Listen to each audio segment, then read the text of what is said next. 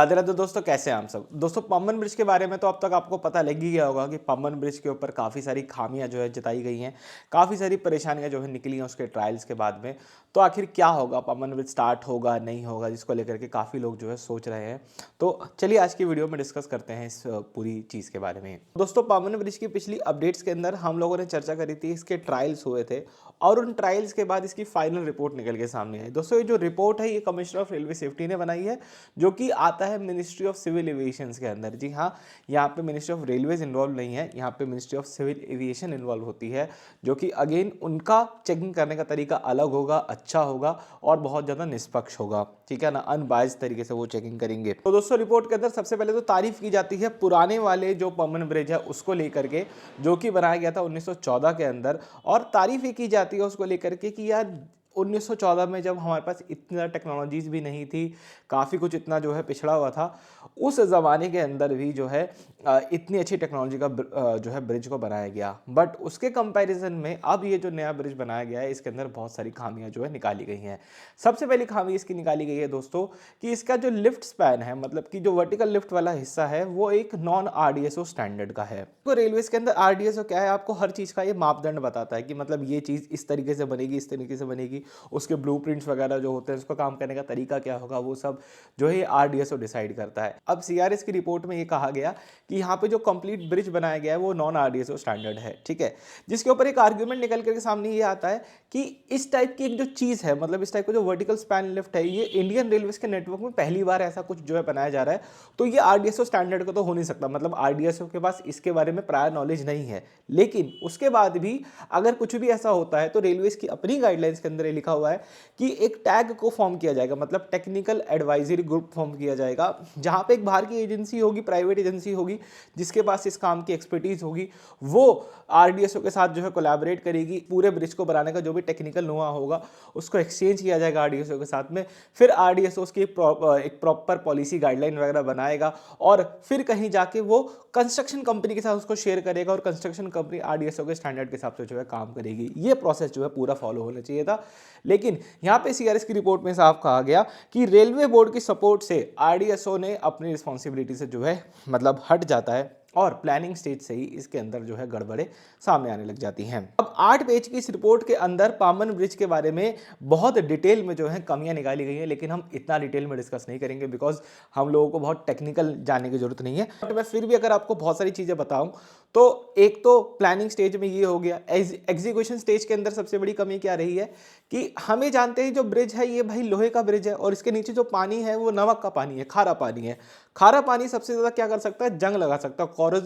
Corrosion जो है बहुत ज़्यादा क्रिएट कर सकता है। तो ऐसे में आपको इस ब्रिज के ऊपर कुछ ऐसे मेजर्स लगाने की जरूरत है जहाँ पे इसमें जंग ना लगे, क्योंकि अगर इसके स्ट्रक्चर में जंग लग गई तो वो कमज़ोर जल्दी हो जाएगा। तो इसके अंदर भी एक चीज़ की गई कि भैया आपने यहाँ पे जंग लगने का जो इंतजाम भी नहीं किया है। अभी पब्लिक के लिए ब्रिज खुला भी नहीं है और इसके अंदर जो है जंग लगनी शुरू हो चुकी है, तो इसके लिए आपने ठीक नहीं किया है। दूसरा दोस्तों, इस रिपोर्ट में कहा गया कि जब 5 महीने पहले यानी कि 11/7/2024 को जो इंस्पेक्शन हुई थी उसके अंदर भी ये कहा गया था कि कोरोजन एक बहुत बड़ी समस्या है, इसको आप ठीक करें। और आज की डेट में जब इंस्पेक्शन कर रहे हैं तब भी यहाँ पे हमें कोरोजन की समस्या एज इट इज दिखी है, इसके ऊपर कोई काम जो है नहीं किया गया है। और एक और चीज़ इसमें क्या निकल के सामने आई कि इसके अंदर जो बोल्ट लगाए गए हैं, मतलब कि जो बड़े बड़े स्ट्रक्चर होते हैं उनके लिए बहुत हैवी बोल्ट वगैरह होते हैं, तो इनमें क्या होता है उनको कसने का ना एक एडिक्वेट टॉर्क होता है। देखो, जैसे हम हमारी गाड़ी का जो टायर होता है उसको कसते हैं तो आपने देखा होगा कभी आपका जो मैकेनिक वगैरह होता है वो टॉर्क रिंच यूज़ करता है, या हमको बताया जाता है कि आपकी गाड़ी का जो नट है वो कितने टॉर्क पे कसा जाएगा। ठीक है, उससे ज़्यादा कस दोगे तो वो फ्री हो जाएगा, कम कस दोगे तो गाड़ी लड़खड़ा सकती है। इसलिए एक एडिक्वेट टॉर्क निकाला जाता है कि इतना ही टाइट करना है इन ब्रिजेस, इन पेचेस को यहाँ पे स्ट्रेंथन देने के लिए। तो यहाँ पे ब्रिज के साथ भी ये चीज़ की गई है कि जो एडिक्वेट टॉर्क रिक्वायर्ड है उस पर वो नहीं कसे हुए हैं, वो वैल्यू यहाँ पे जो है कम है, तो अगेन जो कि इसकी वीकनेस में कहीं ना कहीं ऐड करेंगी। इसके अलावा दोस्तों, यहाँ पे जो स्पीड ट्रायल्स लिए गए थे वो 80 kmph की स्पीड पे लिए गए थे, लेकिन ये कहा गया है कि भैया इसका जो ब्रिज वाला हिस्सा है, मतलब जो वर्टिकल लिफ्ट वाला स्पैन है, वहां पे एक पीएसआर को लगाया जा रहा है 50 kmph की, कि मतलब उस सेक्शन में जितना बड़ा वो वर्टिकल लिफ्ट वाला हिस्सा है वहां पे गाड़ी 50 से ऊपर नहीं जा सकती। बाकी पूरे ब्रिज के ऊपर हम जो है 80 की लिमिट दे रहे हैं, गाड़ी आप आराम से जो वहां पे तेज चला सकते हैं। कि मतलब देखो, अगर मैं आपसे इन जनरल बताना चाहूँ तो ब्रिज को कहीं ना कहीं खोलने के लिए तो वो राजी हो गए हैं, मतलब जो सीआरएस सर है उन्होंने कहा हम ब्रिज को ओपन कर देंगे, लेकिन हमने ये 5-6 चीज़ें आपको बता रहे हैं, इनको अगर आप ठीक कर दोगे तो ठीक है ना। कंडीशनल बेस पे जो है ब्रिज खुलने की बात की गई है, आप इनको ठीक कर दो, हम ब्रिज खुलने का सर्टिफिकेट आप ले लो, ठीक है, आप चालू कर लो। अब इसके अंदर एक और चीज़ क्या गई है कि भैया ये जो ब्रिज है जो ऊपर उठ रहा है, ठीक है, ये ब्रिज जब उठता है तो इसके काउंटर वेट जो है वो नीचे आते हैं। अब नॉर्मल कंडीशन में ब्रिज तो नीचे रहेगा तो इसके काउंटर वेट हवा में लटके हुए रहेंगे। अब जब काउंटर वेट, इतने भारी भारी काउंटर वेट हवा में लटके हुए हैं तो वो कंटिन्यूअस स्ट्रेस के अंदर है, मतलब वो कुछ केबल से जुड़े हुए हैं खाली और वो हवा में लटके हुए हैं। नॉर्मली तो ब्रिज नीचे ही रहेगा, हमेशा ट्रेन की मूवमेंट होती रहेगी, लेकिन जब कभी किसी शिप वगैरह को जाना होगा तो जो ब्रिज पे कहीं भी, मतलब किसी एक जगह पे एक ऑपरेटर रूम होगा, वहां से ऑपरेट किया जाएगा जिससे ये ब्रिज ऊपर उठेगा। इनका ये कहना है कि आप इस चीज को भी सिग्नलिंग सिस्टम के साथ लिंक करके दो, इस ब्रिज का जो पीएलसी लॉजिक है उसके साथ इसको जो है लिंक करके दो कि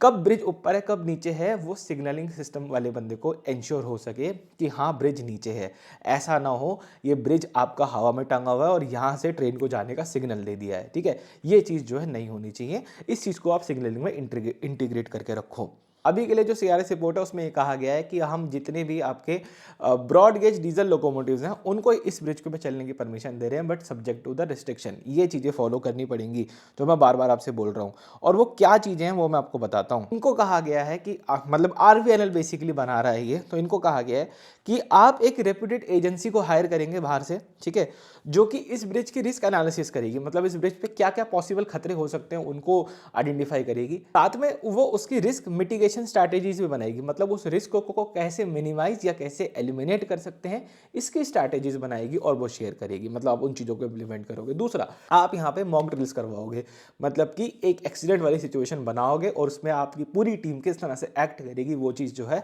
शोकेस करोगे। दूसरा, इस वर्टिकल लिफ्ट के अंदर जितने भी क्रिटिकल पार्ट्स हैं उनकी मेंटेनेंस कैसे होगी, उसके लिए बेस्ट से बेस्ट जो भी सॉल्यूशन हो सकेगा आप वो जो है सामने लेकर के आओगे। एक रेलवे पोजीशन होती है, आपको याद है मैंने जब आपसे 30 टी लिमिट पर लोगों ब्रिज की वाली जो लिमिट की डिस्कशन करा, तो मैंने आपको एक बताया था कि रेलवे में एक पोजीशन होती है चीफ ब्रिज इंजीनियर, CBE। तो जो सदर्न रेलवेज का CBE है, चीफ ब्रिज इंजीनियर हैं, उनको ये रिस्पॉन्सिबिलिटी दी गई है कि आप हर साल पर्सनली इस ब्रिज की इंस्पेक्शन करोगे और हर साल पर्सनली इंस्पेक्शन करने के बाद सर्टिफाई करोगे, ठीक है। और लास्ट चीज इस रिपोर्ट के अंदर ये कही गई है कि ये जो पूरी लाइन है, मतलब रामेश्वरम से लेकर मंडपम तक की जो लाइन क्लोज थी, इसको शुरू करने का हम जो है ऑथराइजेशन तो कहीं ना कहीं देते हैं, लेकिन वो कुछ चीज़ों पे सब्जेक्ट हुआ है, जैसे कि जो पहले चीज़ें बताई ब्रिज को लेकर के वो सब आपको करनी पड़ेगी। दूसरा, क्योंकि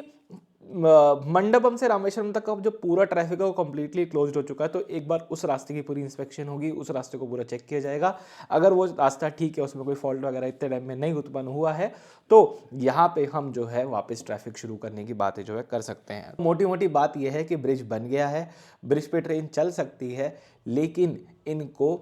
मतलब इंस्पेक्शन करते हुए बहुत सारे सेफ्टी मेजर्स दिखे जो कि लैप्सेस हैं, इनको ठीक करना बहुत इंपॉर्टेंट है, ठीक है। सिर्फ इतना ही इंपॉर्टेंट नहीं है कि एक ब्रिज बन गया है उसके ऊपर ट्रेन चल पा रही है तो ट्रेन को चला दिया जाए, सिर्फ वो इंपॉर्टेंट नहीं है, उसके अलावा 10 और चीज़ें हैं जो आपको एक हर प्रोबेबल एरर लेकर के सोचना पड़ेगा कि यार ऐसा कुछ हो गया तो हम क्या करेंगे और ऐसा कुछ हो गया तो हम क्या करेंगे। उसके ऊपर सारी SOPs बनाओ, मतलब स्टैंडर्ड ऑपरेटिंग प्रोसीजर बनाओ, और आप कौन बंदा कैसे एक्ट करेगा, किस चीज़ की रिस्पॉन्सिबिलिटी किसके ऊपर जाएगी, वहाँ पे इन चीज़ों को क्लैरिफाई करो और तब कहीं जाके आप जो है ब्रिज को ओपन कर पाएंगे। तो ये पूरी फाइंडिंग जो कहीं ना कहीं मुझे समझ में आ पाई इस पूरे ब्रिज को लेकर के, मैं उम्मीद करता हूँ दोस्तों आप भी कहीं ना कहीं समझे होंगे। यदि आपने इस रिपोर्ट को पढ़ा और आपको कुछ और मिला है तो प्लीज़ मुझे कमेंट में से बताइएगा। इस वीडियो में दोस्तों इतना ही रखते हैं।